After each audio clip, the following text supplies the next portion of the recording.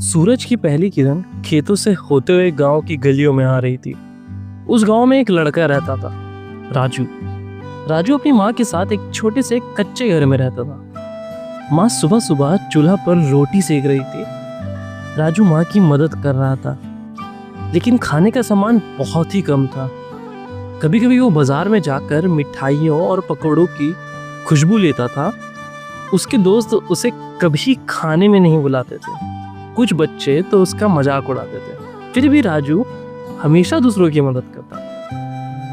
एक शाम वो खेतों के पास बैठा सूरज ढलने का वेट कर रहा था। उसने सोचा, काश मेरे पास खाना होता तो मैं सबके साथ बांट सकता। अगली सुबह वो बाजार गया। वहां एक पुराना फकीर पीपल के पेड़ के नीचे बैठा था। फकीर ने राजू को देखा और बुलाया, बेटा तुम इतने उदास क्यों हो? राजू ने अपनी कहानी सुनाई। फकीर ने अपनी पोटली खोली। उसमें एक चमकती हुई रोटी थी। ये रोटी कभी खत्म नहीं होती। राजू ने हैरानी से फकीर की तरफ देखा। फकीर मुस्कुराया और बोला, बेटा ये रोटी खा ले। राजू ने शर्मा कर रोटी ली। जैसे ही राजू ने रोटी खाई, उसकी आंखों में चमक आ गई। उसका पेट तुरंत भर गया।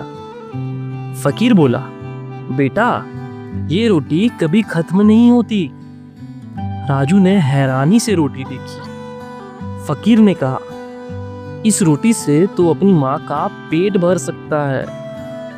राजू की आंखों में आंसू आ गए। उसने फकीर का शुक्रिया अदा किया। राजू रोटी लेकर घर की तरफ दौड़ा। उसकी माँ चूल्हे के पास बैठी थी। राजू ने माँ को रोटी दी। माँ ने हैरानी से रोटी को देखा। राजू बोला, माँ ये कभी खत्म नहीं होती।